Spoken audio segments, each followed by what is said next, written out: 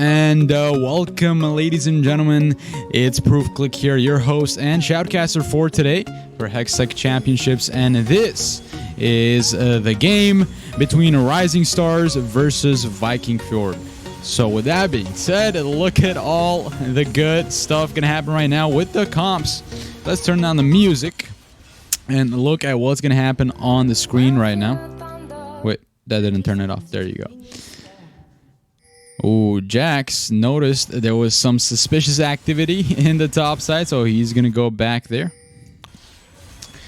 Also, yesterday we did the other game between Tactical Gaming versus Reapers, and today is going to be the game between Rising Stars versus Vikingfjord. And obviously, it's been such a great tournament so far with great games. Right now, it's looking like both teams are going to have a solid footing. No invades coming through just yet. So it's going to give us a little bit of a time to talk about the teams here. And I like this pick. I like how Vikingfjord over here, they decided to go with the Jax top laner, right? The Jax top laner, you don't really see a lot, especially going into Camille. So a lot of action is going to happen in the top lane, but, Winston has to really watch out for that Camille all-in, and he just has to wait for the late game to pretty much get back in the game and carry his team. With that great scaling that Jax has, it's going to be wonderful to see that happen in this game. In addition, right, on the other hand, let's go to a Rising Stars pick. They have a Camille top lane, and they have a Galio mid lane. Of course, that's textbook League of Legends. Camille top lane goes really, really well with the Galio because, you could do the ultimatum, Hextech ultimatum with Camille, and then follow that up with Hero's Entrance, which is a beautiful play in itself, right? So that is what I guess Rising Stars is going for this time around.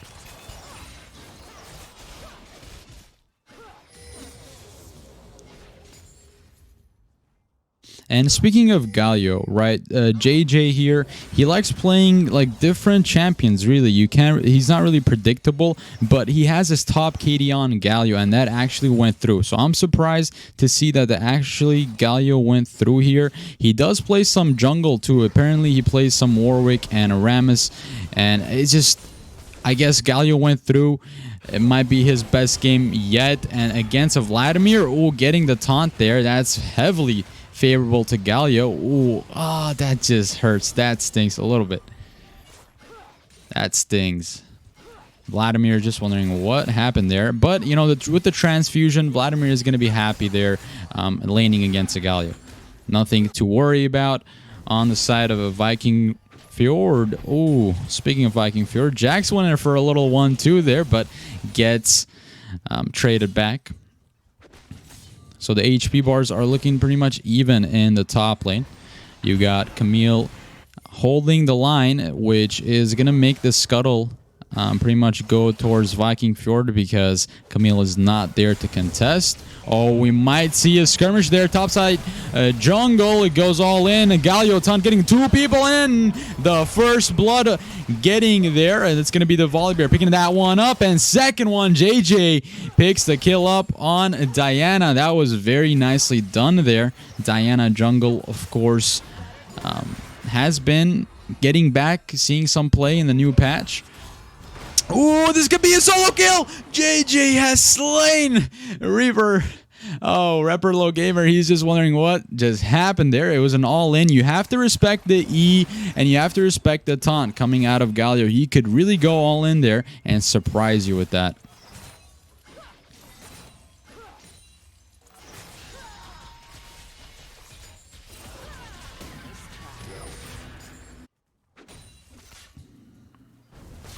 They're seeing a 1v1 in the top lane. The hook shot.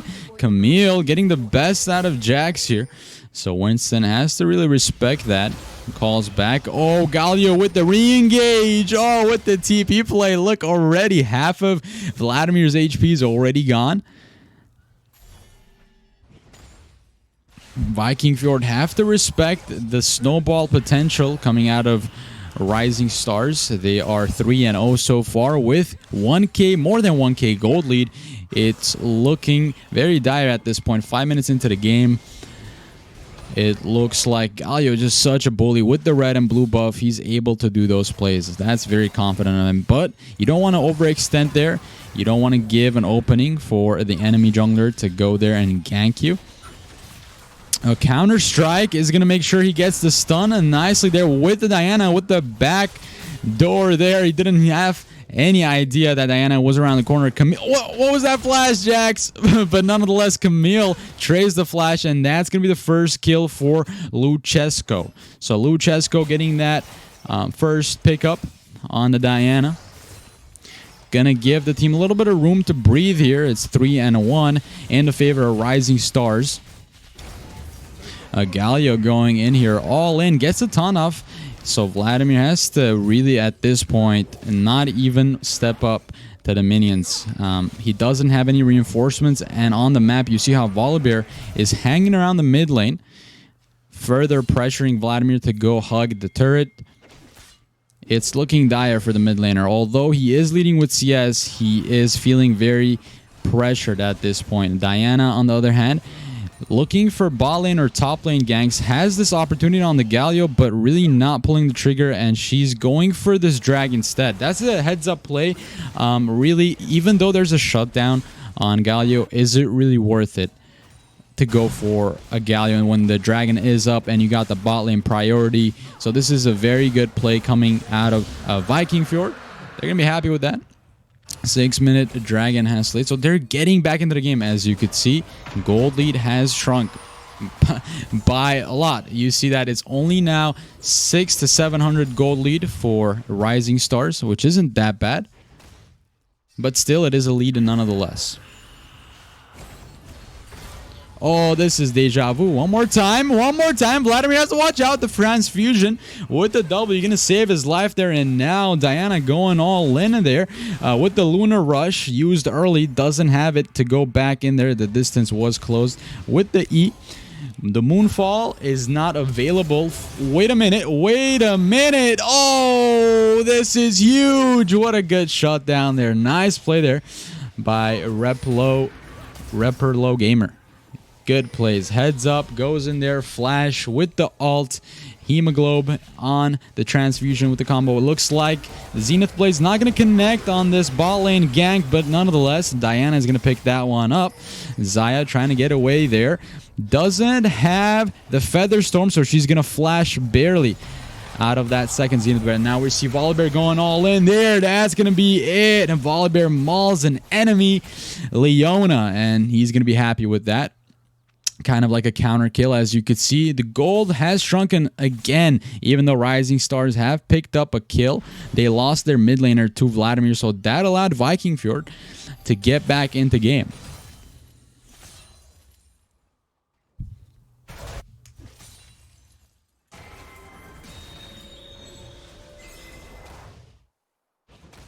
So let's talk about the Morgana player for a second here, since we have time. They play Seraphine, Soraka, Ahri. Their best champion that OP.GG has, it's Lux, rather. So I'm actually, relieved that Lux is not, playing in this comp, or else it would have been very, very deadly in favor of Rising Stars. Morgana is solid as well in laning phase, don't get me wrong. But a Lux you could see this guy wanted to go for a Lux, but they had to go with the Morgana. But oh, Jax, one more strike can do it. Oh, the Hextech ultimatum there didn't save Camille. Now with the counter attack. With the counter strike, sorry. And now Volibear, another target. The bear mauls. This time the enemy Jax. That's going to be his second kill of the game. Nicely done. It looks like Galio really overextending there. Is going to take a beating for it. It's not the same as it used to 3 minutes ago, where he was getting all the trades.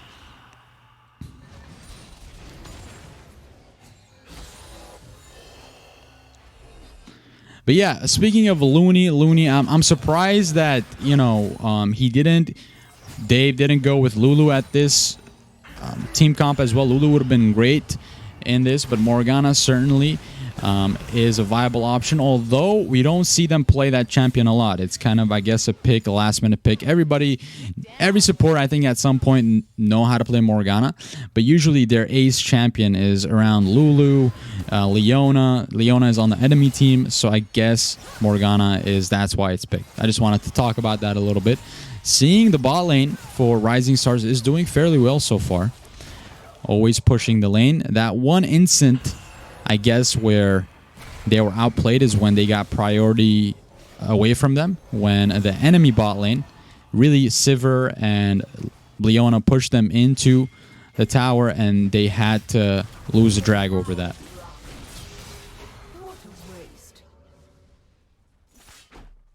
So 5-4.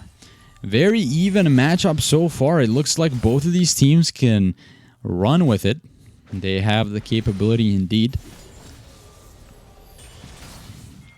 The team comps are looking very nice too. Like, they're very even. You see Jax, you know, has that bruiser, so you could go tanky and a little bit of damage, right?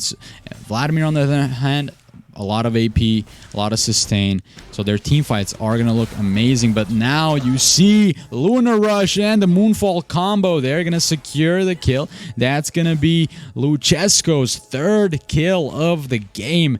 And that's going to be topside neutral objective on the back of that. So that's nice. They get the kill onto Camille, and now you're not. I'm just going to start the Herald. You know? Not a top laner is going to contest. Volibear is just having fun in the mid lane. He's not going to notice that topside objective is indeed getting leashed right now. Getting started by Diana. Their focus, on the other hand, for Rising Stars is indeed the Mountain Dragon. They have priority in the bot lane, right? Mid lane is pretty even, but I don't think there's going to be any contests. Yeah, nobody contests that. So Volibear is going to secure another ward on the way. His walk in the park.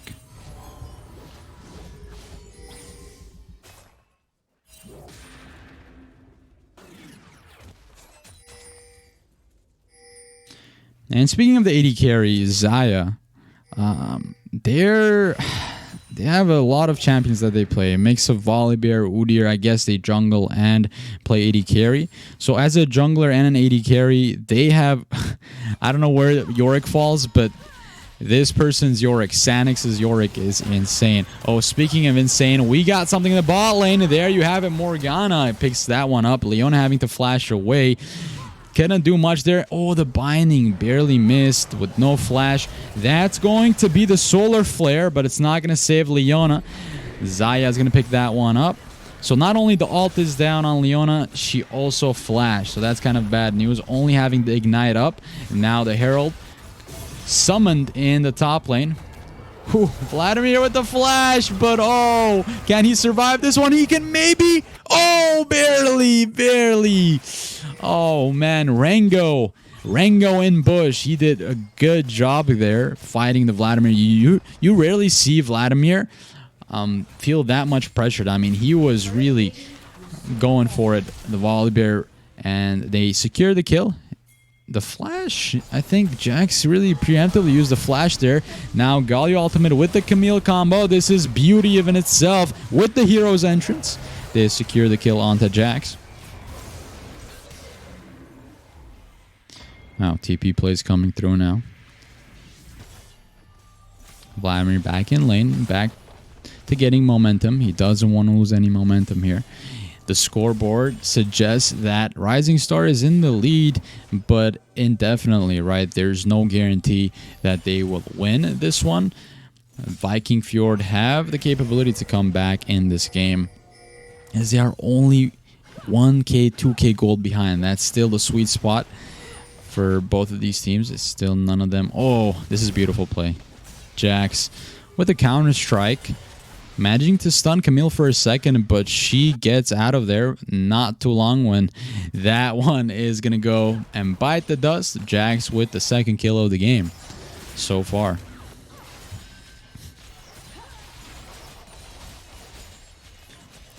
It's like every time I start talking about the champions or the players themselves, something happens on the map. action filled. So I was just trying to talk about the AD carry right now. Sanix, you know, they have an interesting champion pool rather, and I wonder what the enemy ban against them.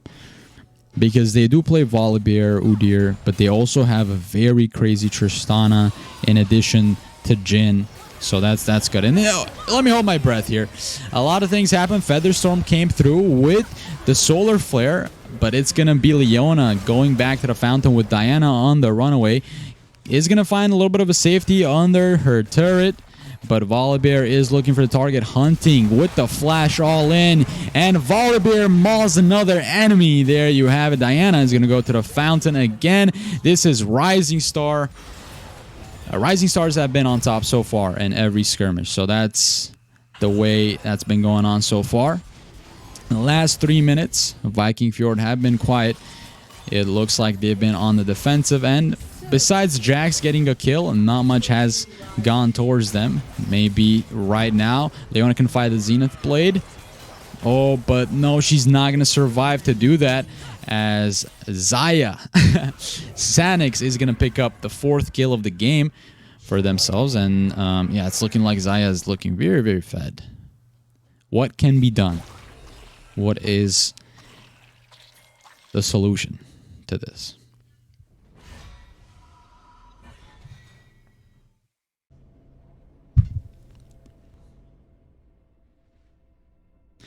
So I've talked about a lot about Rising Star. It just looks like, you know, their players are getting the champions they want to play, right? Especially with that Camille and Galio combo. That's what I was trying to get at. They have a very nice team fight with Sanix having the Featherstorm.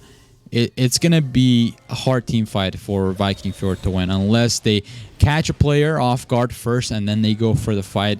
Right now, it's looking like the dragon is going to spawn, and it's going to be an Infernal, very important one on the map. Leona has to find a target there, either using the Solar Flare or the Zenith Blade. They have to single out Xayah, and indeed, Morgana landing her bindings is also dangerous. So counterattack would be for Morgana to catch the AD carry.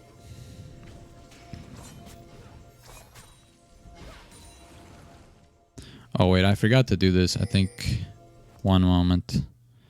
Interface, chat skill. Let's get it down to... Oh, something's happening on the board. It looks like Featherstorm was procced, and the golden goes Morgana.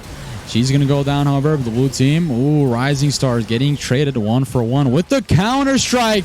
Oh, that counter-strike was a huge play. Jax picking up a kill. The red team, Vikingfjord with the triple kill. That was huge play by Jax. You saw how important that counter-strike was. And indeed, Camille having to run there with just, I guess, half HP. That looked a little bit... I guess, I don't know, disorganized miscommunication perhaps on the side of Rising Stars. And although I apologize for the screen going, I was adjusting the chat skill because it was bothering me. But yeah, the setup was there. You know, Morgana went golden. We saw how fast she went after, you know, using the stopwatch.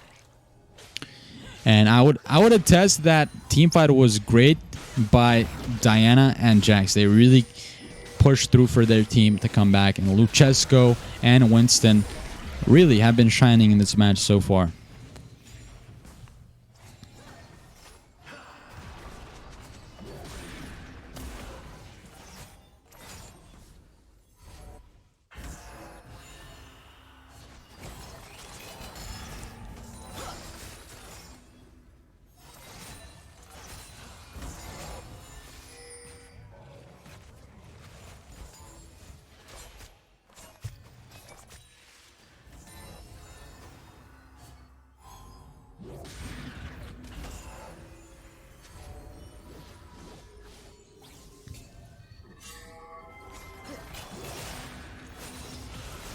Ooh, that binding is good, but none of the players are there to follow up on that.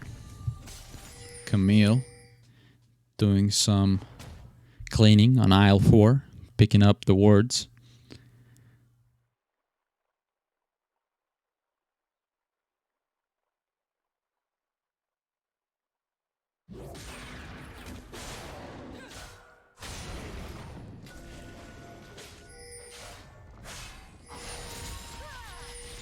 Oh, this could be dangerous if Morgana lands binding. Oof. But yeah, this could be bad for Leona, but she has HP to get away there without any consequence. So yeah, let's talk a little bit about Vikingfjord in this match, because we haven't touched upon the champions they play.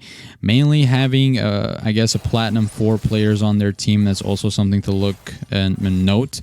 The AD carry, who plays the name, I guess, Fix LOL.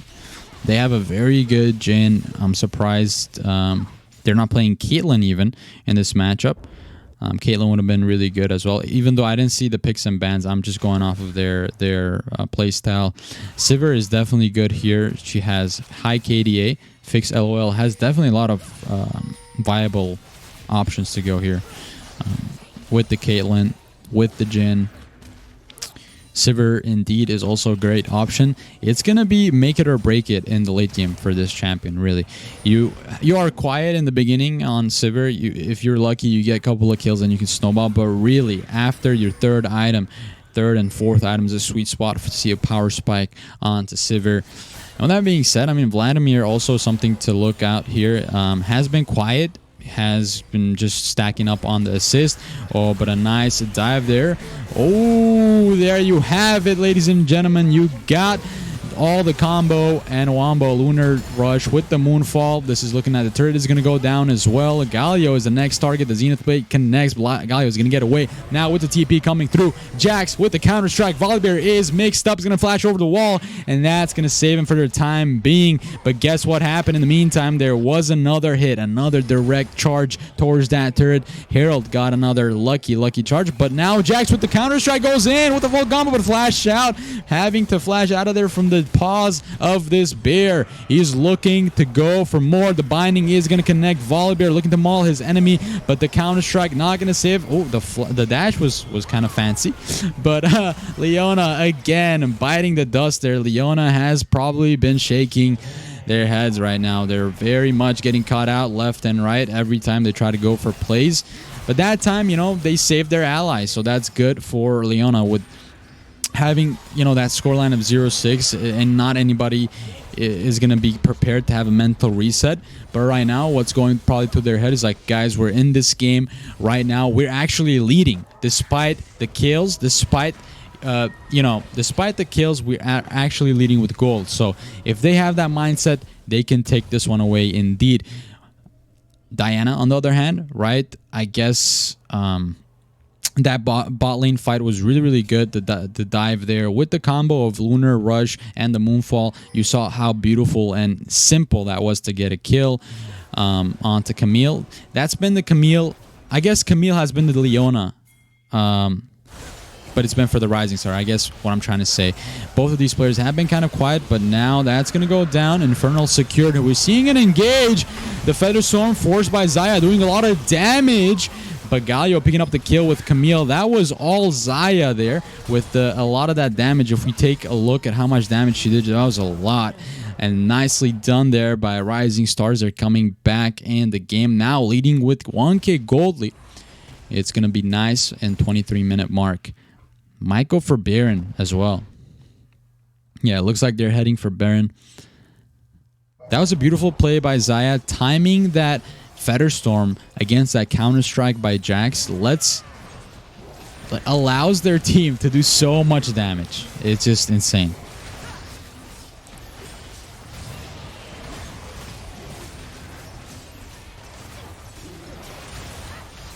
I'm also sorry about the scuffed production. This is a different account, so I'm going to have to adjust a little bit here for the volume to get a little bit louder. There you go.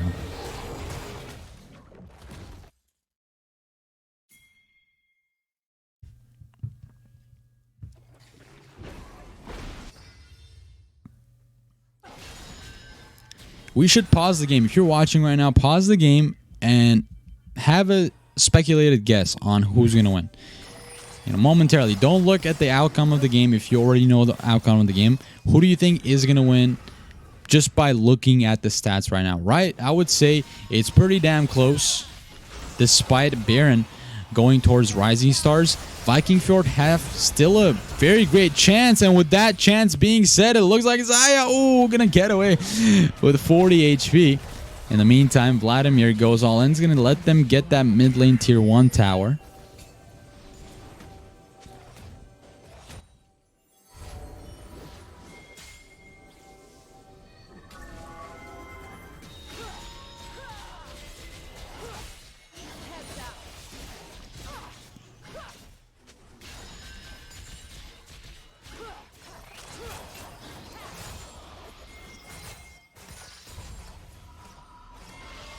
That's a dangerous recall in the middle of the map because Looney's around the corner and she might get a buy-in on you. So watch out, Fix LOL.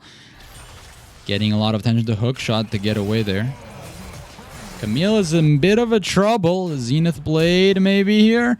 Leona. Oh no, it's going to start off with Solar Flare, and that's going to be the turret in the meantime. And Galio picking that one on the top side. Volibear looking for another hunt. Sivir is going to just get away with the flash and heal. So no need for that. In the meantime, Camille's going for it. Dr. Biro. What's going on in the bot lane, ladies and gentlemen? What is up with that? It looks like Leona has taken the matter in their own hands to play against that Camille. And that's going to be the shutdown for Vladimir. Nicely done. Yeah, Camille, even though having a little bit of a trouble in the beginning of the game, has coming back in the game nicely, right? Making those plays for the team in the last couple of team fights. Great heads up plays by Dr. Barrow, but in the bot lane there, unfortunately, you know, as a split pusher as well as a top laner in general, it's good to get attention, to get players on you, but unfortunately she couldn't survive that fight. And now Vladimir, optimistic look. Oh, with the engage! Oh, with the Lunar Rush. That was beautiful moonfall, and that's going to be the double kill by Vladimir. Wow, Vikingfjord's not going back. They're not saying this game is done just yet. They're in it to win it.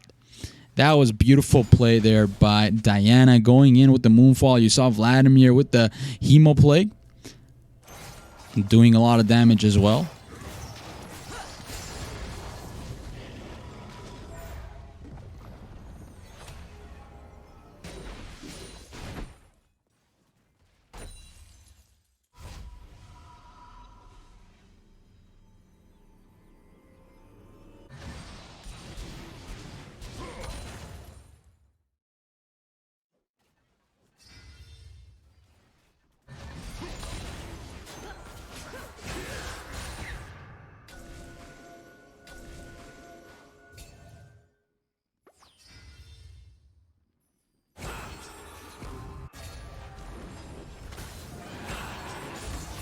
Oh, this is a great point in the game. Both teams need this objective. Infernal on the board. Oh, but they engaged. Like I said, the Lunar Rush has been crucial for Diana, but now the Galio Ultimate Heroes entrance is going to make sure to get Vladimir off the map. And now Rising Stars, they're rising to the occasion. They're getting kills left and right, but it's getting traded. Now the only one alive is going to be Galio with the taunt all in. This could be a trade, but no, doesn't have enough damage. That's going to be the triple kill. Vikingfjords are not letting this one go. They're back in it in full gear. The game is dead even with the gold on the map, but now this is going to be the soul for Vikingfjord. Now they're over the edge. Now they're looking maybe back in it. Maybe they're going to get turrets here. They're looking very dangerous indeed. 29 minutes has passed. But this could go on for a while. Both teams are actually really are pretty much in it. And with that being said, and Sivir, you see, doesn't have a lot of kills, but on a great CS lead right now, having that 233 compared to the 232 versus the Zaya.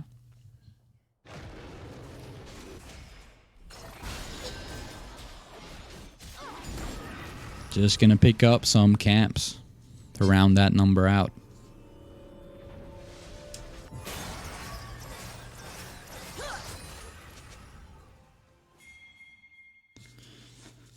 I mean, we saw how Hextech Ultimatum onto Camille with followed with Hero's Entrance could really zone out the entire team. But what we didn't underestimate is actually that Diana. And also, in addition to Diana, there's Jax, right? We're underestimating the top half of the map. Winston and Luchesco have been a crucial part in every team fights they play. They have those beautiful, beautiful AoE type stuns as well, right? With the Counter-Strike, with the Moonfall, it's guaranteed that any team is going to get stuck for the time being. But, you know, I would say Dr. Barrow and JJ were really playing that one by the book. You know, they're ulting, going in there. But maybe they just didn't get the targets right. Even though they got Vladimir off the map there for the time being, it was just not enough. Not enough for the team to win that fight. It was a crucial fight. It resulted in an Infernal buff for Vikingfjord. So maybe they could take it away from here.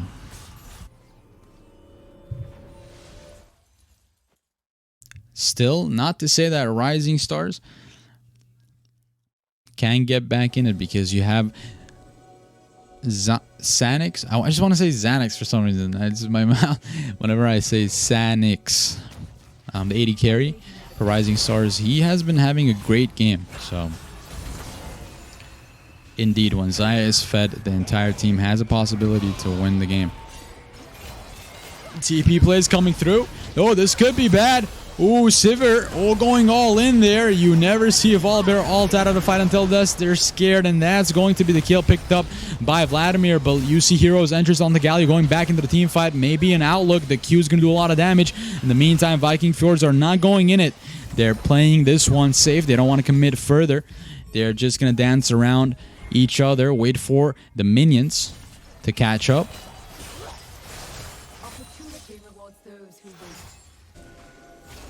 Oh, they're going to force a fight around Baron. Wow. Oh, man. Talk about confidence. They're forcing an actual fight around the Baron. The other team knows. Rising Stars, they might rise to the occasion here. Oh, Galio goes golden in the wrong time. But the stun is not going to do much there, Galio. Sorry, you big Titan. Colossus actually gets the kill on the way out. But is that enough? 2 kills gone to double for Diana. Luchesco sitting on 12 kills. Wow, talk about carrying this one. With the whole team really showing up on the side of Vikingfjords. They're really doing a great job of playing around each other to their strengths. And they're not really showing their weakness a lot. They went for that Baron, a confident play nonetheless, 32 minutes into the game. That's huge. If they lost that Baron, even they lost a couple of players, that would have been pretty much a silver lining, rather, for Rising Stars.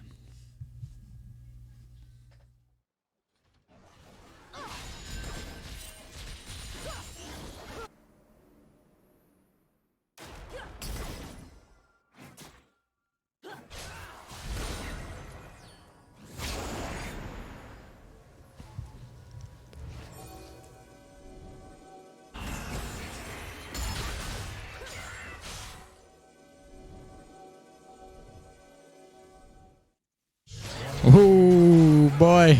Rango in bush, gets caught out in the bush. But wait a minute. Wait a minute. Veracity. But look at that. Oh, man. The Moonfall is there. Diana also gets shot down, though, on her attempt to get a kill. But Sivir in the back line showing up right now, doing a lot of damage. The Ricochet quite going to connect, but that's Camille with the hook shot. Gets the kill onto the Sivir, but now comes Winston. Now comes Winston, but Vladimir really doesn't care about the fight. He's just looking for the objectives. Let the top laners have it out. There you have it. Vladimir just pushing, getting this inhibitor turret maybe. Galio looking up to put up a fight. Vladimir's in trouble. Oh, look at that W. Look at that W. Look at that heal. Oh, my God. Oh, that's nasty. That's, yeah, feels bad. Feels bad, man, for Galio. JJ, we feel you, my friend. It's all good.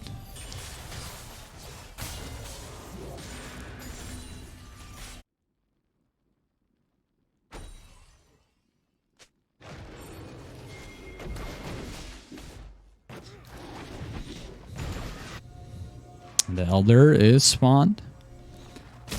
So this, you know what this means. Basically, both teams are going to go for this objective and make it or break it right now. Looks like either one is going to pull the trigger, and that's going to be Diana going in with the full combo. Again, Lunar Rush with the Moonfall, and now Camille needs a hook shot here. Gets over the wall just to save herself, but is that really enough? Meanwhile, Vikingfjords, they're going to be doing this Elder Dragon like butter. It's going down in HP, going to get secured by Jax. Yeah, any team fight in the next 3 minutes is going to be brutal. Brutal for Rising Stars.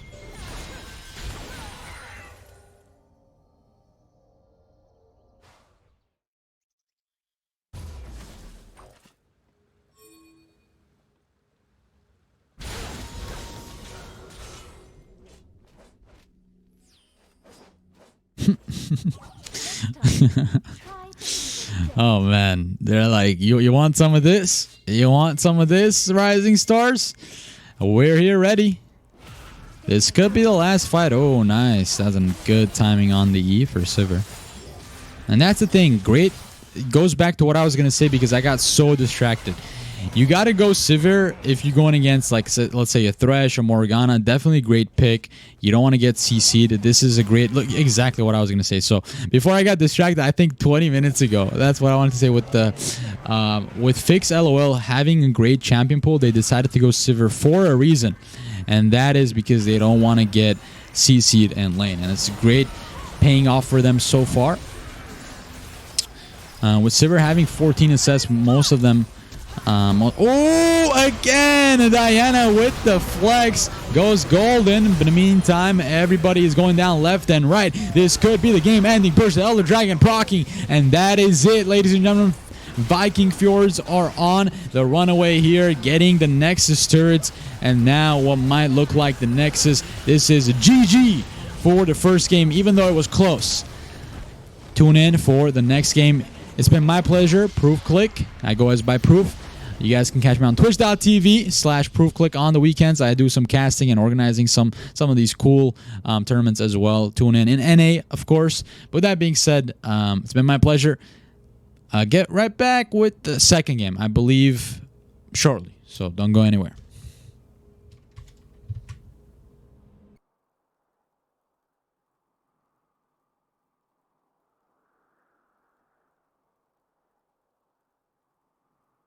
And here we go. Welcome, ladies and gentlemen. Welcome back. It's your shoutcaster and host for today. You are watching Hextech Championships. This is a EU West League.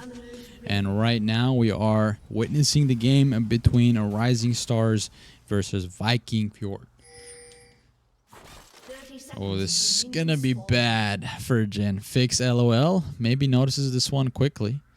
And just gonna walk away casually. He's like, hey guys, nothing happened. Nothing happened. I saw nothing. I saw nothing. And now with that attempt, I guess...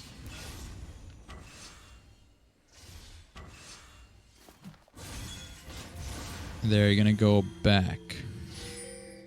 That's a nice little... Minions have spawned.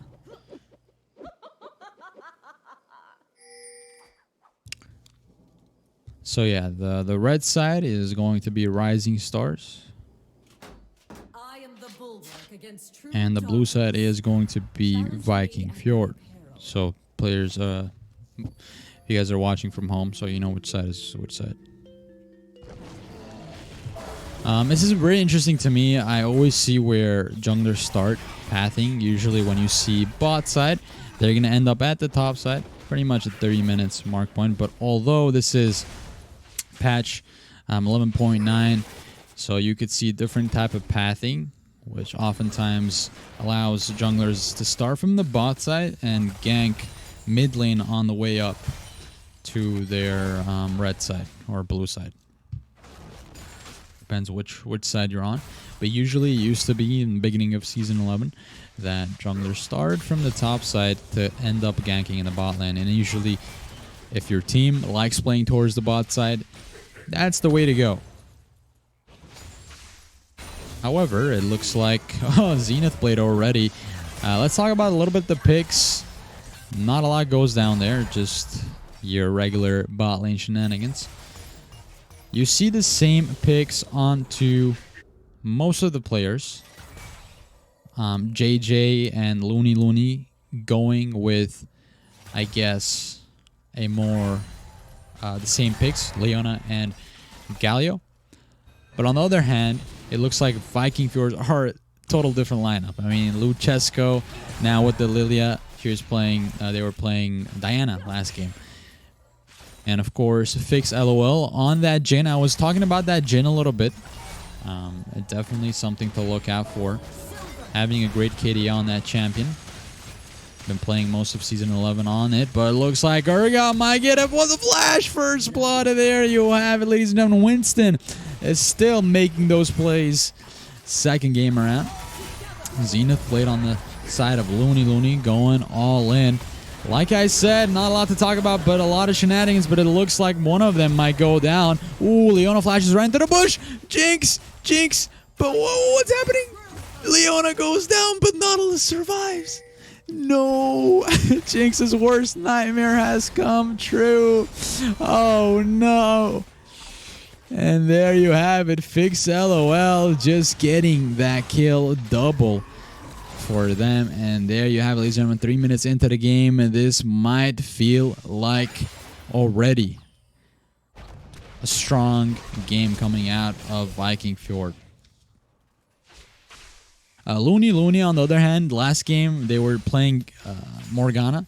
So this game they actually went with Leona. When I was talking a little bit about why they didn't go Lulu or Leona, this time around they actually, and I kind of felt like they would prefer to be on the Leona, much like as you're seeing right now. It's just tragic what happened in the bot lane. Jinx couldn't manage to get that kill, but Jhin, you know, Fix LOL got the kill. Now this is Deja Vu. They're going in on the AD carry. Jhin has nowhere to go but one way, and that's going to be towards the fountain. That's the kill and the gank. You saw Nocturne, however pathing they did, they ended up going bot side. They cleared most of their, I guess they cleared most of their top side and went straight to the bot lane gank. Almost 5 minutes, and now Galio. This is again Deja Vu. Galio, just JJ, very strong early gamer on this champion, getting solo kills last game too, and now without any hesitation goes and dives Victor. Level, I mean, you're talking about level 5, mind you, it's not even level 6, so he knew that he doesn't have the storm yet, so he doesn't have the storm. That's why Galio went in there and got the kill. That's going to be a nice Ocean Dragon here. There you go.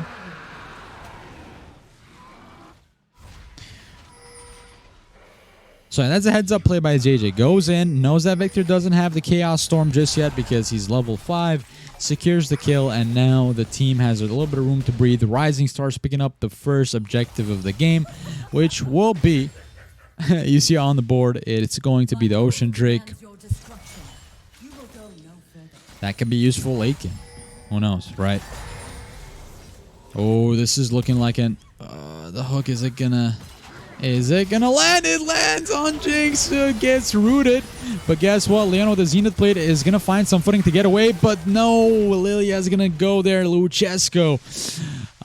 You know, getting Leona really low on HP, and then Nautilus picked that one up with the auto attack. In the meantime, Rising Stars are like playing towards the mid now, seeing that their bot laner just got ganked. They put something up on the map, some little plays that, you know, if you blink too quickly, you might have missed. That was a Nocturne second kill in the game. Now, so far, still, these games are close. I mean, talk about action. I can't even talk about the players yet because something's going to go down right now, like already. Oh. Level 7, Galio. Game over. Oh, man. Love to see it. Love to see it. As a Galio main myself for a long time, I love to see it. I usually play Braum as well, support and mid. But seeing that Galio going to get a nerf, I think, in patch 11.10. So expect the Galio to get a nerf. At least you getting some action in this patch. Hate to see another good champion getting nerfed pretty soon. But yeah, so far it looks like the invasion is coming through, and Nocturne is a bit ahead on gold. And if you look on the screen, ooh, there you go. The Paranoia comes through here, level 6, and now he goes all in on the Lilia, secures the kill. That's going to be Sanix, and we're talking about Sanix the last game as the AD carry, and I saw that he plays a lot of jungling champions. He plays Rammus, he plays Nocturne a lot, he plays Udyr, so I'm just like, huh, it's kind of weird he's playing Sivir. But now it looks like they sub people out and they turn some lineup across. And in the meantime, Zenith Blade lands with Solar Flare. Nautilus going to flash out of that one. And Jan Curtain Call is here. The opera show begins. Take your seats, ladies and gentlemen. No one is going to bite the dust, but that was a huge amount of damage coming through on side of Fix. LOL.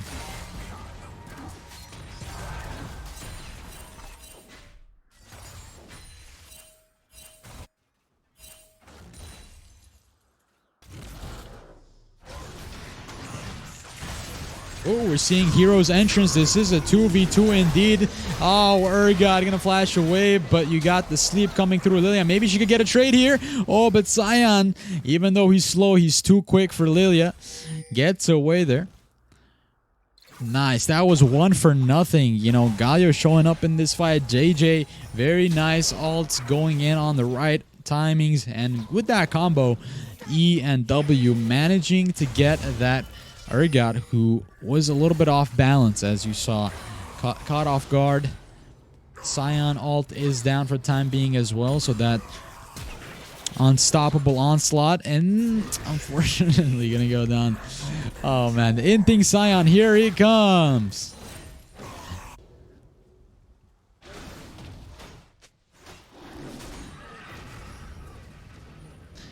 You know, you always want to pick up some gold plating even though you see the jungler, the enemy jungler right in front of your face. But sometimes you know, you got to go for those gold platings, man.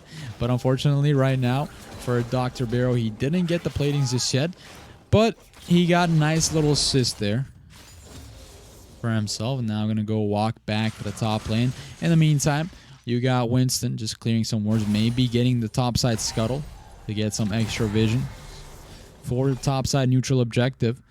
But Galio and Nocturne seem to be roaming around that side. They are keeping an eye open. They put a ward down in the Herald pit.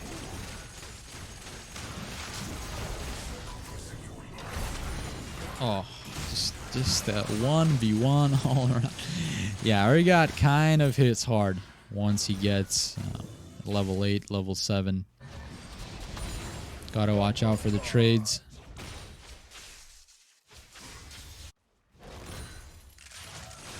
You see the first item already being completed on the Nocturne, so that's a great sign. Sanix already getting that Stride Breaker. And I feel great about catching enemies with the Paranoia. The Paranoia combo that with Fear and the Stride Breakers, there's no way the target is getting away unless they go golden or they flash over a wall. In a rare occasion that might happen, but Nocturne is going to be the one on board bullying everybody. You might want to pay attention to the bot lane gank maybe in the next couple of seconds. Jin has a target on his head. With this dragon getting started, Galio's going to notice something's going on the map, guys. Come on in. I feel like they're doing the dragon. And there you go. The Paranoia comes through. All in there with the Death Rocket doing a lot of damage. This is the Rising Stars rising to the occasion, getting kills left and right. Oh, the flash over the wall. Jin barely survives. But no, Urgot TP's right into the pit with the Curtain Call and might do some damage. But there you go. Rising Stars coming on top on that team fight, putting them 2K goal lead in 11 minutes of the game.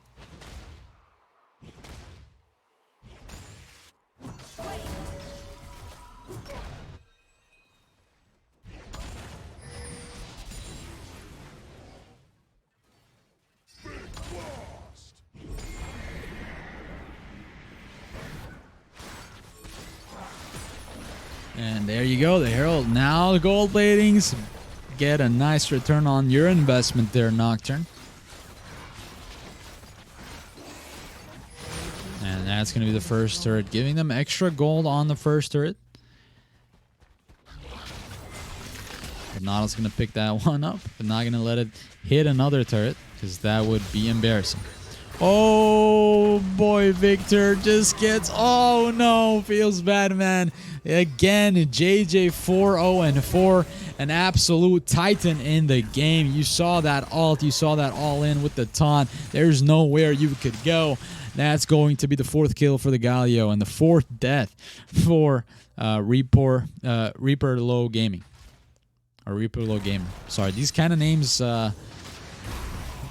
getting used to them, guys. Give me some time. By the time we stream these live on May 15, after May 15, hopefully when we reach the playoffs, all these events will be streamed live, and I'll probably get to know most of you. So, and by that time, I'll call you guys by your names instead of Victor or instead of Galio.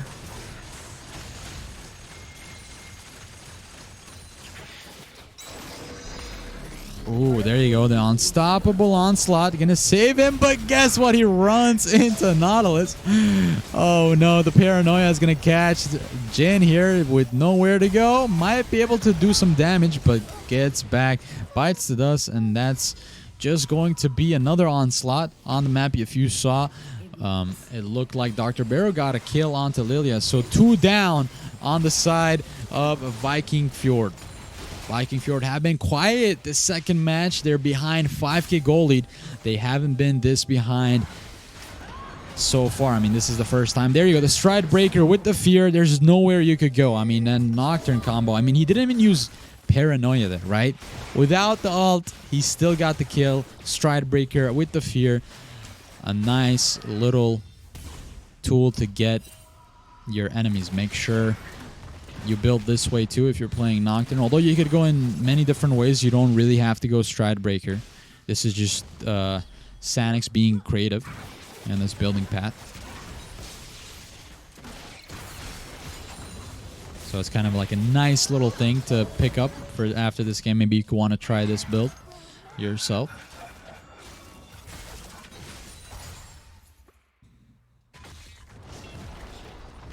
I wonder if Gaia's going to go Lich Bane here, or maybe we're just going to see Morellos coming through.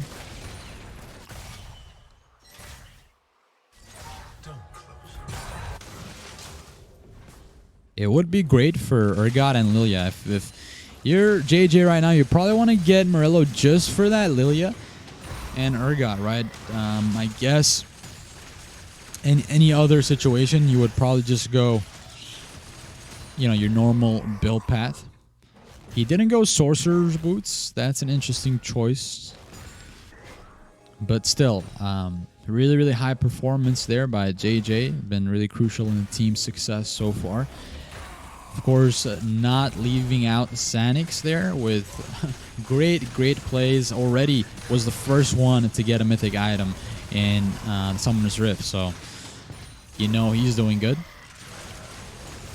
Scion, ooh, look at that.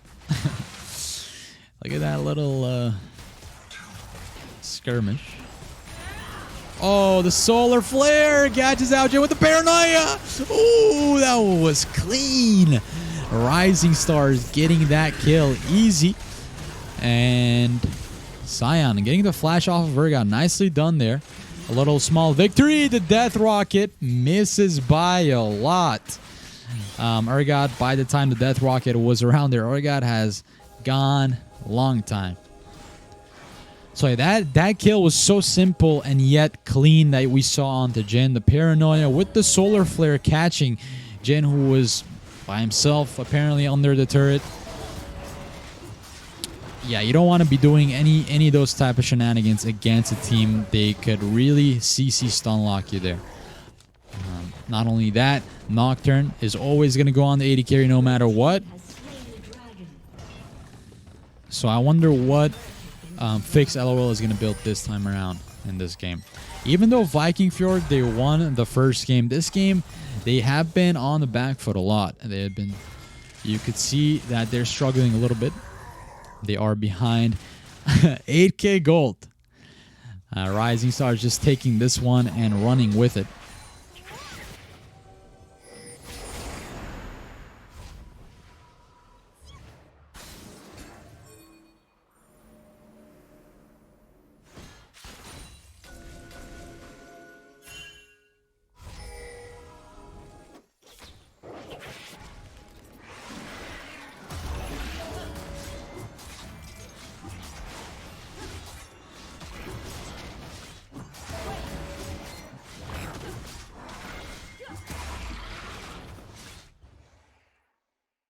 And let's talk about Looney a little bit here too. Like, very nice setups for the team. Like, outstanding movement across the map, rotating, getting players, catching Jin, really. So, really, some supporters don't get the recognition, but Looney has been really crucial in setting up the nice skills across the map. You see that they're not stationary at one point. They are moving across the map really nice.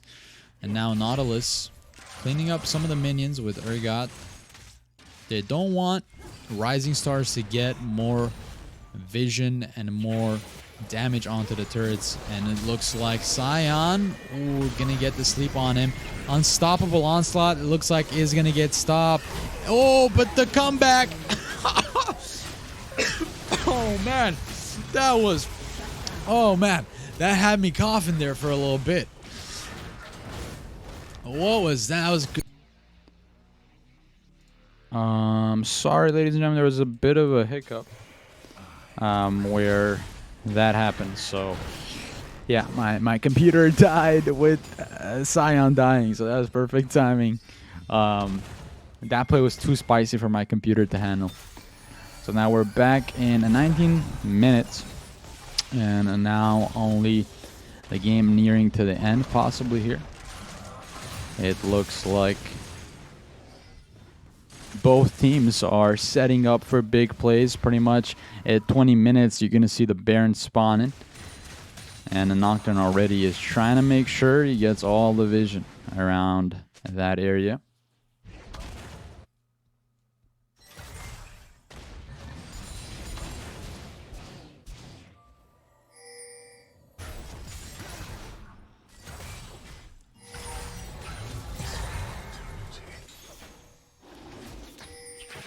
Great builds all around. It looks like, you know, the person behind on Vikingfjord is Victor, only having completed one item, and with the boots having to struggle here a little bit in 20 minutes, where with Victor you want to be in a comfortable spot in the mid to late game so you could really go in and get the kills with the Chaos Storm.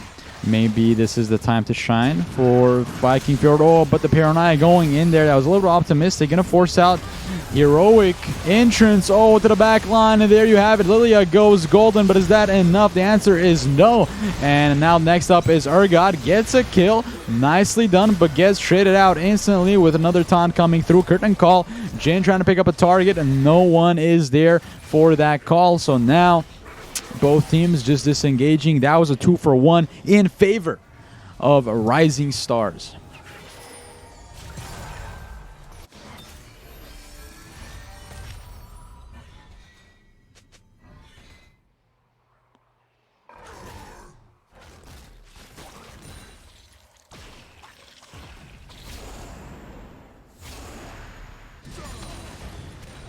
And yeah, I mean, you're talking about a big plays there.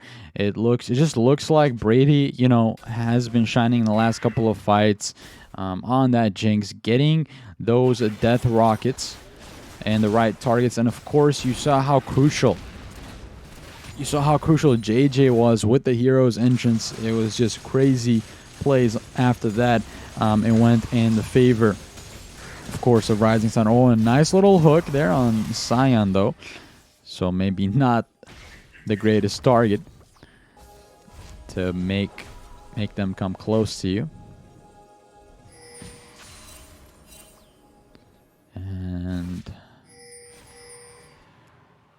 simply looking at the plays. Ooh, yeah, Sion might use the blast cone to get away. But he's still there now. He's going to take with him Nautilus. This is becoming a funny story. Oh, Paranoia. Paranoia here just used for, I guess, the Rising Stars. They just wanted to get away there. So the Paranoia was used to create darkness.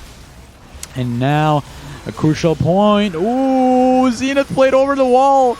Leona going for these aggressive plays, and now Galio TPing in the back line. Triple Man stun, but he's getting low, and that's going to be Urgot picking up that kill with the Fear Beyond Death. But guess what? Curtain Call is here. People are getting left and right low. Blue team is now ahead with the trades. 3-man down on the side of Rising Stars, but wait a minute. Nocturne trades that one out.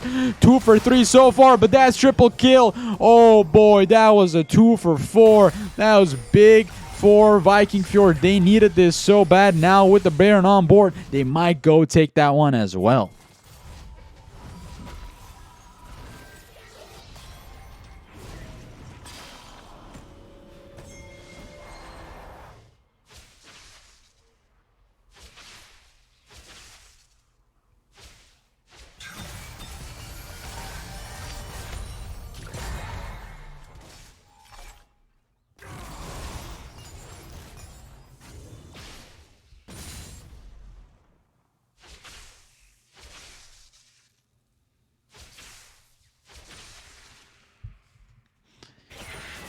I mean, I'm just speechless. I'm trying to catch my breath here. I hope my computer doesn't crash again because there's too many spicy plays happening now, ladies and gentlemen. It's too much to handle for me, let alone, I mean, that's the silver lining. That's the point in across this game where you see Vikingfjord, they are coming back slightly. It's not a great comeback, right? But that was a huge turn of events. You saw that Jin was crucial with that curtain call. But not only that, Urgot getting the kill with the Fear Beyond Death onto Galio. Lets that Titan sink in. That was the first death for JJ on the Galio. So, I mean, huge plays nonetheless, right? As a Galio going in 24 minutes, having to only die once is a great accomplishment already. But, I mean, it was crazy for Vikingfjord because not only they got the shutdown goal, they got 2 shutdowns. One being onto Sanix on that Nocturne. Second being that Galio on the JJ. And indeed, now it looks like they have to come up with a game plan. This is the most important part. Make it or break it. 25 minutes on the clock almost. And you see 11 kills for Vikingfjord and 19 for Rising Star. 6k gold lead as well for Rising Stars. They are pretty much happy about that one. They have 4 turrets. They have 4. Essentially, they have so much vision as well with that. It comes great advantage with Fog of War. They are doing their best to clear wards across the map. Setting up for the Baron as it is the objective. And surprisingly enough, when Vikingfjord had an opportunity to pick up the Baron, they actually let that one go. They didn't want to risk it. I mean, you could say that was a great decision. Some would say it was a rash decision. They should have just taken the Baron when they had the chance to. But it was still risky, right? It was a risky thing to do. You didn't have the jungler there, I believe, so you don't want to really risk that one.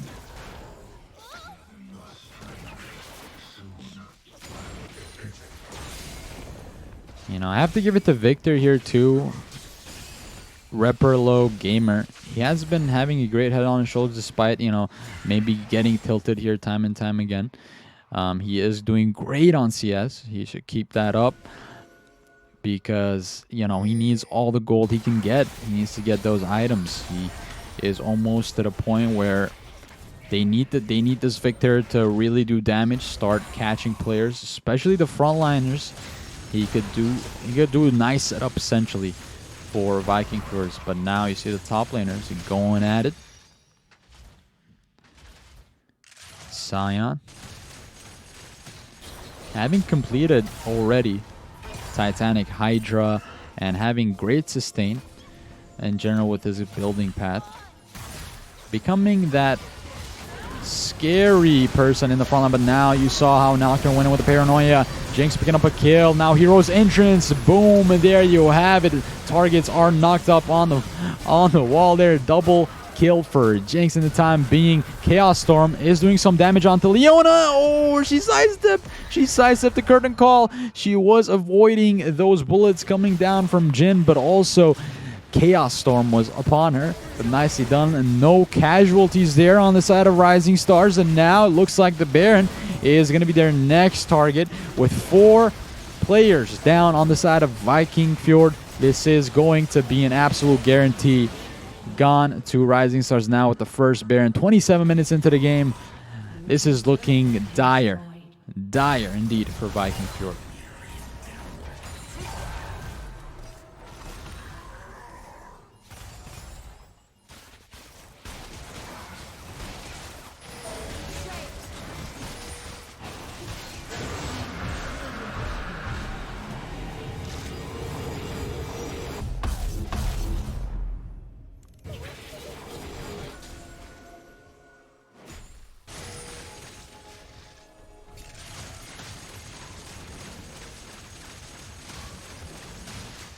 And that's a soul point as well.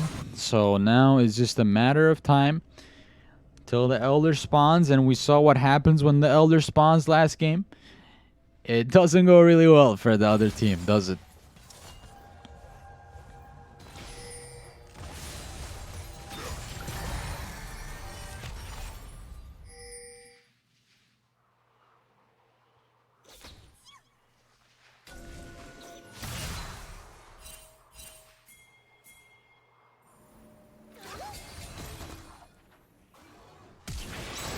Oh, there you go. The engage is there. Sleep almost landed. Wow. The the onslaught there didn't save Scion. There you go with the Urgot with the Fear Beyond Death. Now the second hook landed there onto Scion. This is a blue team. There you go. Vikingfjord with the pick, but there he goes. Nocturne going diving to the back line with Hero's Interest coming through. JJ getting double kill. This guy's an absolute monster to be feared with. Nautilus the only one. Maybe getting away. Not really.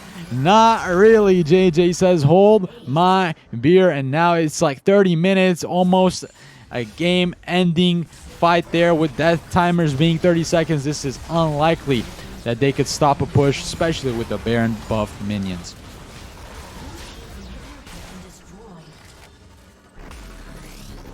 And the ult. Yeah, that was a beautiful fight, ladies and gentlemen. That was a beautiful fight there. You saw how players were getting picked off. It was a nice try, nonetheless, by Vikingfjord, and that's going to be second game. Both of these teams are tied now in the series best of 3 game. And there we have it. We're going to go to game 3 right now. Hextech Championships. My pleasure here. Proof click. And now we're going to jump into the third game. And now for the final match between Rising Stars versus Vikingfjord. And now it's going to be an epic, I guess, series you might want to call it. Already starting off strong. We got on the blue side Vikingfjord and the red side Rising Stars. And this is a series in a European league, ladies and gentlemen. Hextech Championships, and it's yours truly, Proof, your shoutcaster and host for today. And with that being said, I mean, we've seen great games and great, highlights, you might want to call them, right? Coming up, we're seeing a lot of changes as well, though. Still, however, Looney on that Leona again. And, of course, JJ picking Warwick here is an interesting choice, indeed. With Dr. Barrow going with Scion again. This has paid off for them last game with the great engages. Of course, you know, with the Scion, you had the Unstoppable Onslaught, which came in handy with the team engage. So maybe they could look for to make that happen again. On the other hand, Luchesco is on that Diana, so you better watch out. Once Rising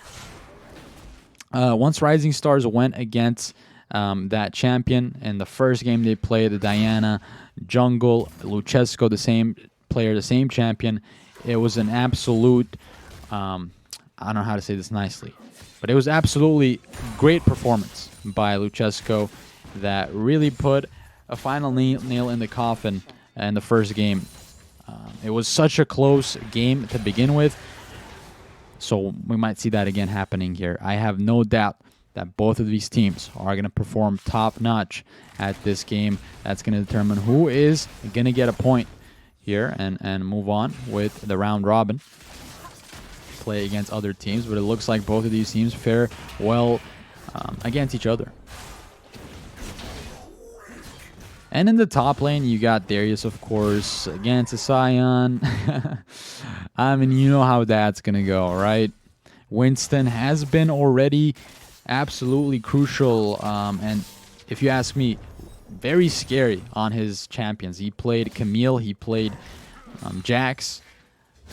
Now he is playing Darius, which is, oof, with that pull. I mean, talk about a potential first blood right over there, ladies and gentlemen. There you have it. Now Warwick looking for that revenge as he closes that one out. Dr. Biro picks that one up with being dead, actually. That's pretty clutch, right?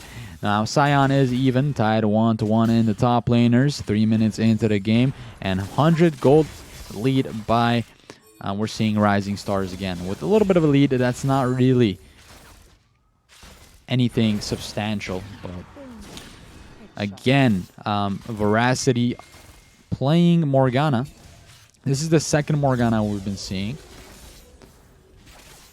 So indeed, oof, another one lands there. Been great with those binds, harassing Leona. Has to watch out. You know, you want to be picky with these engages, especially when you're Looney right now. Your Zenith Blade is going to make it or break it on the 2v2.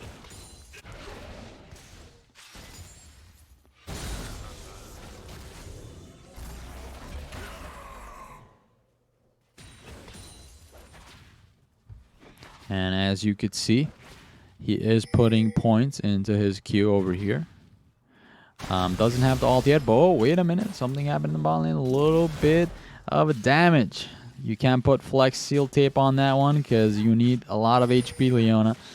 Have to watch out on this one, even though there's some kind of a gank happening here. Luchesco looking for this opportunity. Ooh, sneaky peeky like in the bot lane. This could be disastrous if only that landed.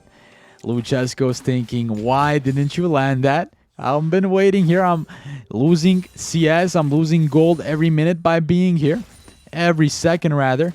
But, ooh, they're not going to know. They're not going to know. Ooh, there you have it. The Lunar Rush again. Diana going all in here. Luchesco, but look at the HP on the Luchesco. Jinx putting up a fight. Jinx is still in the front line, taking a lot of damage. But, oh, boy, look who's on the runaway now. It's going to be Luchesco going in, thinking that they're going to get it. But absolutely, that was a great heads-up play there by AFX Brady.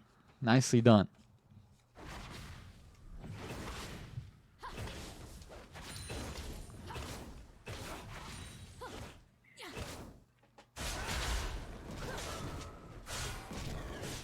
Take a look at mid again. Like, we haven't talked about this matchup. I really want to talk about this matchup.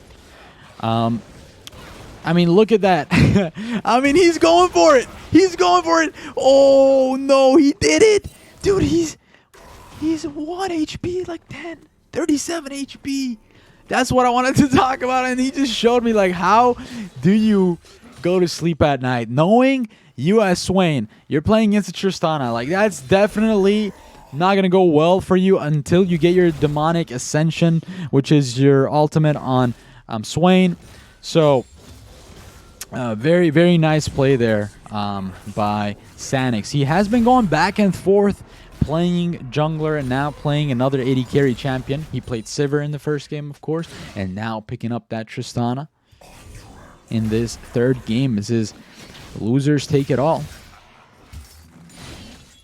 So it's a really important game to show up and perform your best, as both of the first two games have been fairly close. You know, it was anybody's game until the last dragon. It mostly was whoever takes the Baron and stacks up the dragons wins. So that's what we've been seeing. It's been a repeating pattern. Oh, that was so close. That was so close. Warwick was probably like sweating it there. He was definitely sweating it. Veracity almost picking up that steal, but unfortunately, you cannot guarantee those every time, even though Warwick had a smite. So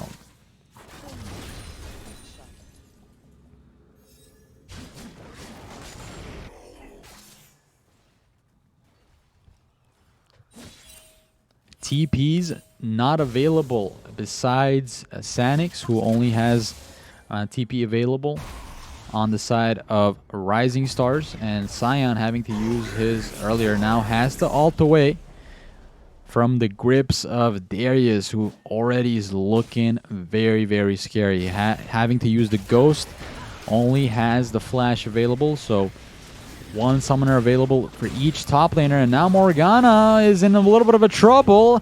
The Black Shield is not enough to save him there, and that's gonna go one for Tristana. That's gonna put her into the second kill. In the meantime, top laners are having at it. Darius getting the proc off, the bleed, and all in the flash. Oh, that was saucy. That was saucy. Winston, this guy has been performing his best in this 3-game series, and now it looks like Swain gonna get caught out there. There's nowhere to go. He didn't have much room on that one, unfortunately. And level 8 Tristana with 72 CS and 3 kills is a steam rolling. It's just looking like a train headed your direction, and you don't know what to do. There is not a lot you could do at this point. You have to get that shutdown gold.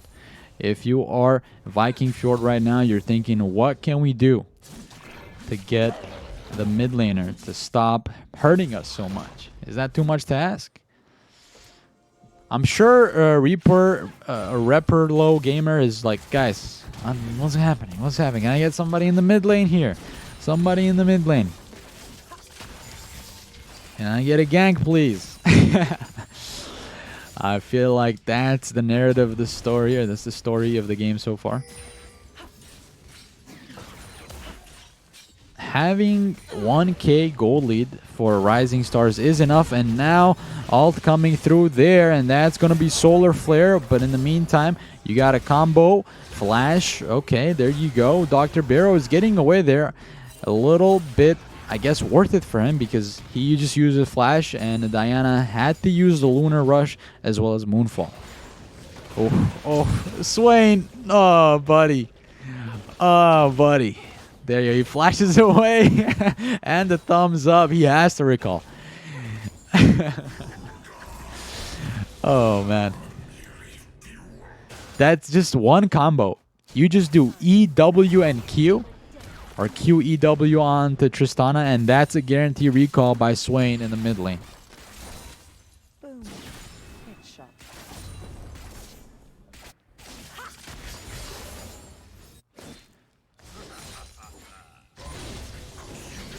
Oh, we're going another 1v1 action here. This could be it. Another kill maybe for Darius. The ult, ooh, a little too early.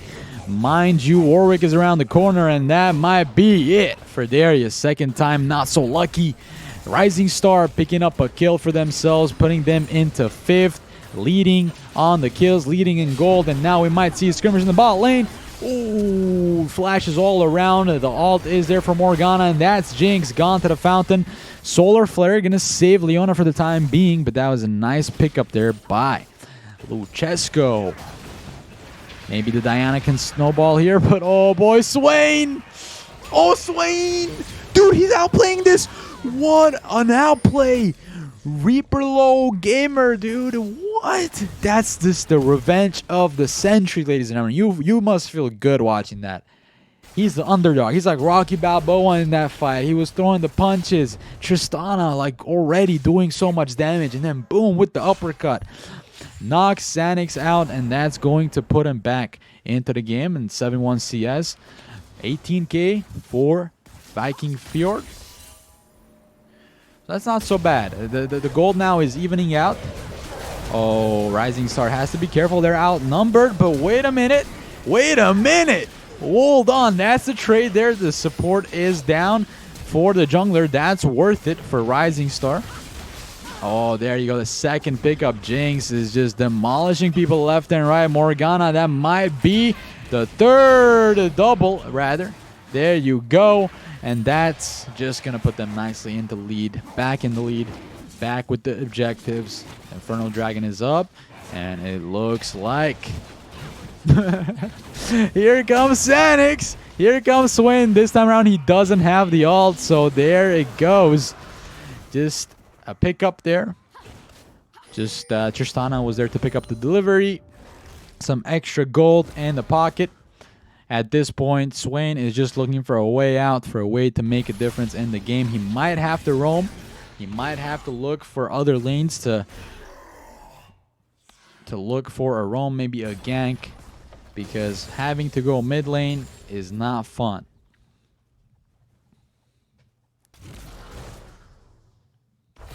So 2K goal lead for Rising Stars again. There he is, having to use the ghost. Maybe he can get, he might get bested here. It doesn't have a lot of movement. Oh, there he goes. Yeah, the Q really helped him there, but Sion, once again, the second kill for him. Winston's probably just making, I don't know, he's probably shaking his head. Misplayed that one a little bit. Overestimated Sion's tankiness. That's a common mistake that happens. He was just probably hoping for his alt stack, but he didn't get those stacks in time. And that's the result of that. So 13 minutes has gone by and a lot of action across the board. 15 kills in total. 15, and it looks like two dragons right in the favor of Rising Stars. Here comes Luchesco. Here it comes. There you go. That's an overstay. We've seen Dr. Barrow do this again and again, but that's just their playstyle. They likes to hanging around in the top lane even after they get a kill. I mean, picking up gold platings, not gold platings. The last game was gold platings, and now it was just trying to get some damage onto the turret. Oof, Morgana. Had to hit those. That would have been the silver lining for Swain. I know he would have gone all in there. He does have the Ignite. Both summoners available pretty soon for him. And now you can see the TP coming up. Oh, Sion looking for the target. The flash over the wall for Darius. This is time and time again. This ramp over here, ladies and gentlemen, saves so many players on the blue side. It's not even funny. That's why some people love playing on the blue side, and hence why in LCS, even in the LCK, in a lot of pro leagues, you see that people wanting to prefer the blue side because it just has way more advantages. And even with the camera angle, if you're on the blue side, you got a little bit better camera angle. I did a video about this, I think, a month ago or something. But yeah, a lot to learn from just playing on either side. Just going back in the top lane. Warwick loves the the hunt there. JJ was the mid laner last game, having to flex the role now, playing as the jungler. So you could see already that Rising Stars, they're very flexible with their lanes. They are allowed to flex these roles, and there's lanes, and they have been using them for their advantage. Sometimes, you know, your champion pool is not deep enough to play one role, so you just, someone can cover you. It's kind of like, oh, bro, can you cover my shift for tonight? I wanna go out and have fun. That's what's been happening here. A lot of moving parts, rather. Rising Stars, they are definitely something to look out for in Hextech Championships. They have been really, really great at rotating. That's not to say that Vikingfjord are not something to look out for either. They have been definitely pulling off some crazy team fights. We saw in the first game how dangerous they could get if they even have a slightest lead. So you don't want to give them any room to breathe here or any space to come back. If you do, that might end up being a long game. So right now, it's only 4K goal lead for Rising Stars.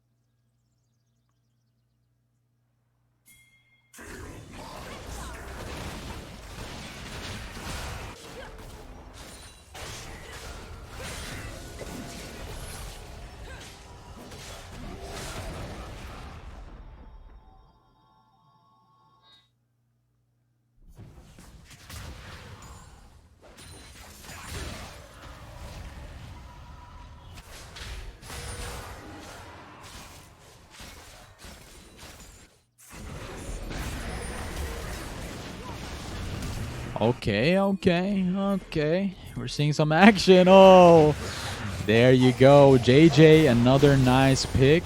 Two for nothing so far. Great catches all around. This is a team comp. Full online Rising Stars. They're making the best out of their team comp with the Zenith Blade.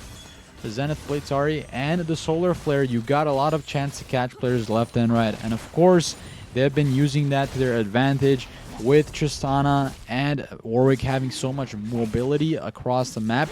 They have been able to secure these important kills. And now you're witnessing Tristana absolutely sieging the heck out of this turret. I mean, talk about a fed Tristana. That's just anybody's worst nightmare. Am I right?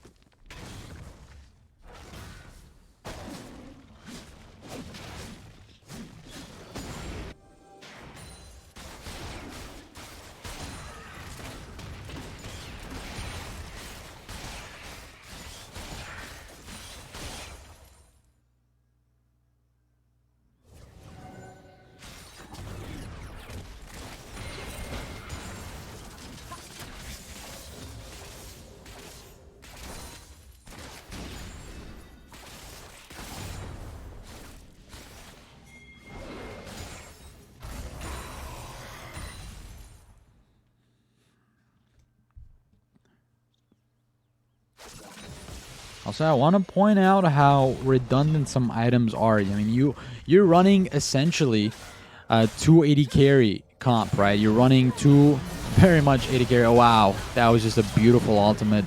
And the Death Rocket followed up there. AFX Brady. He's going to pick that one up. There he is, caught in the middle of the trouble. Is he going to be able to survive? The answer is no. And there we have it. Caitlyn having to flash over the wall. And there you go. Warwick following up with the ult. The smite. Caitlyn heal. Maybe can get away there. Oh, nicely done there. Fix LOL getting away.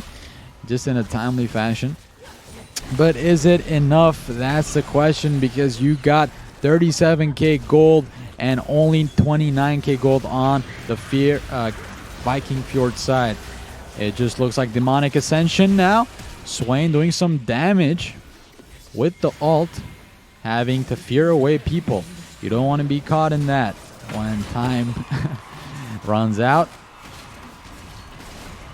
And just so far, Rising Stars are pretty much in control throughout the map. They got a lot of vision. They have been repeatedly invading the jungle, the enemy jungle. They're taking away camps, important things to do when you're ahead. 8k gold lead, nothing to laugh at. Indeed, this is time to show up now for Vikingfjords. They're approaching 20-minute mark. The Baron is a possibility on the map. Whoever wins a team fight or whoever catches a player, that might be the Baron after that. So this is very, very important point. On the other hand, you could play a little chess if you are Rising Stars. Since you're in the lead, you could force a team fight in the Baron. You are ahead on kills. You have literally 3 players who are almost having a perfect game, right? It's just, I mean, unbelievable. Unbelievable showing here by Rising Stars. 3 players. Yeah, they're forcing. It looks like they're going to go for this Baron. They don't care if Vikingfjords know about this Baron. They're just going to take it. Look at Jinx, how much damage she's doing. They're going to get spotted out, but a little bit too late there. And now Baron gone towards the Rising Stars. There you have it, ladies and gentlemen. We're approaching the end of this match. Apparently, it just looks like Vikingfjords, they're not going to be able to react fast enough for these crucial moments. And that's going to put them more behind as you get extra gold from killing the Baron. Maybe they're going to get this mid lane turret, and that's going to be the first turret they get. But is that good enough?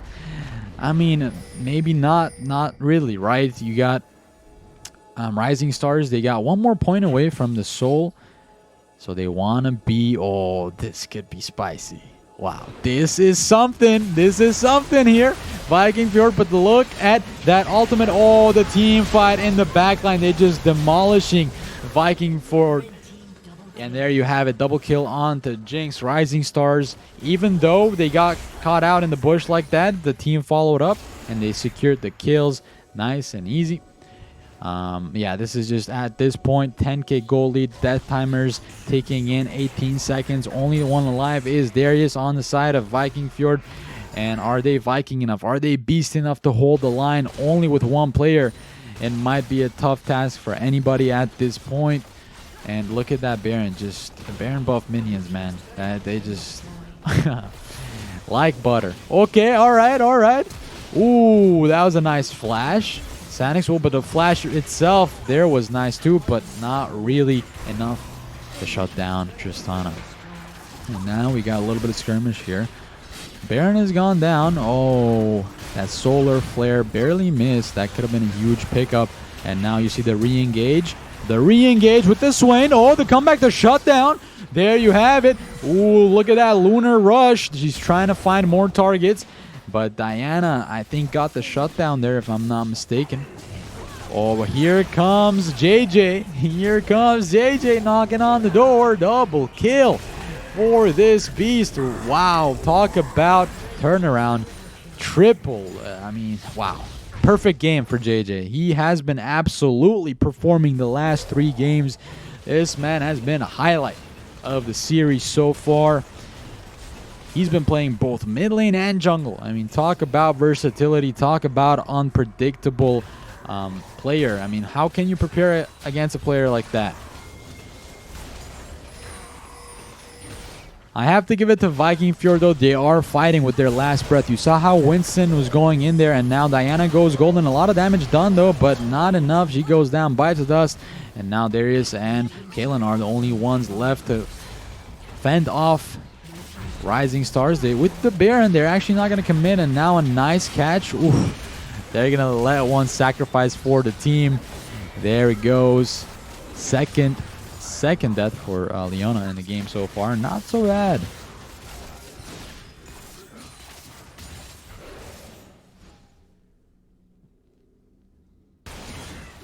A lot of things are happening. My computer might be on flames right now after seeing all those games.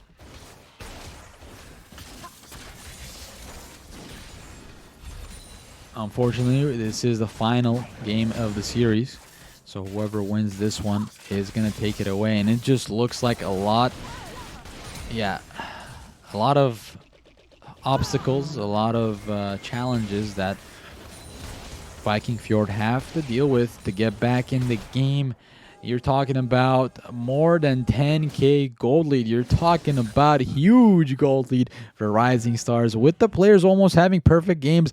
You are seeing, that's right, ladies and gentlemen, I'm not changing anything on the board. You actually are seeing Warwick with a perfect game, 7-0-9, and close to that, very much close to that. You're seeing Tristana 10-1-5. I just think, personally, drafting wins games, but to be honest, if you're the mid laner right now, if you're Swain, you're just like, oh man, really? They had to go Tristana against me? They couldn't go anything, you know, like a control mage? You're just, you know, shaking your head. But, you know, a game's a game. It's fair. But at least that's a thought you're having right now. You know, they drafted 280 carries. One of them had to go another lane, right? So, with the blue side, you always can get priority pick, the first pick. But with the red side, you get the counter pick. So I guess the red side used their advantage in the drafting phase and drafted themselves a nice little wild card. And that could have been either Jinx or Tristana. I didn't really see the drafting phase. But definitely the red side always has that counter pick. So usually you want to leave your solo laners, maybe like the mid lane or the top lane, to the counter pick. So you want to get as much advantage with that as you can. That's one of the advantages of the red side, really. Oh, the Stride Breaker, yeah. There he goes. Shutdown for Winston. That's something. That's a little cookie that he has. He's going to be happy about that. Some dough. Or I don't know how you guys say money, but that's some, you know, that's worth it. That's worth it.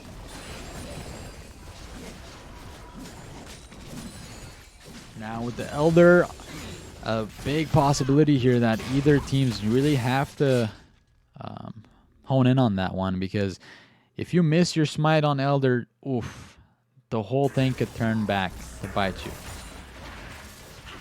If you're Luchesco right now, you're thinking, you know what, I might have a chance. I'm going to save my smite. I'm going to go in either on the Baron or the Elder to secure it with the smite fight. So you want to be alive as much as possible to contest.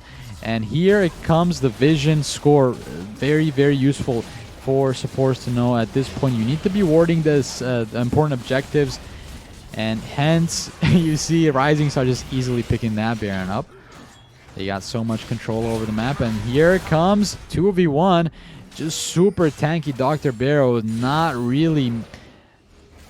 You can't make a dent. You can't make a dent on this Scion. I mean, what do you need to do? You can't make a dent. This gets a lot of attention.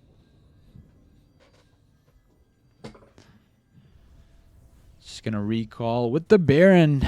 This is just looking like matter of minutes, to be honest. We might be nearing the end here. One last fight is gonna either make it or break it.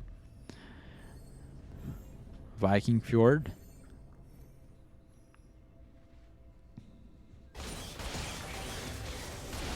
They're on the back foot.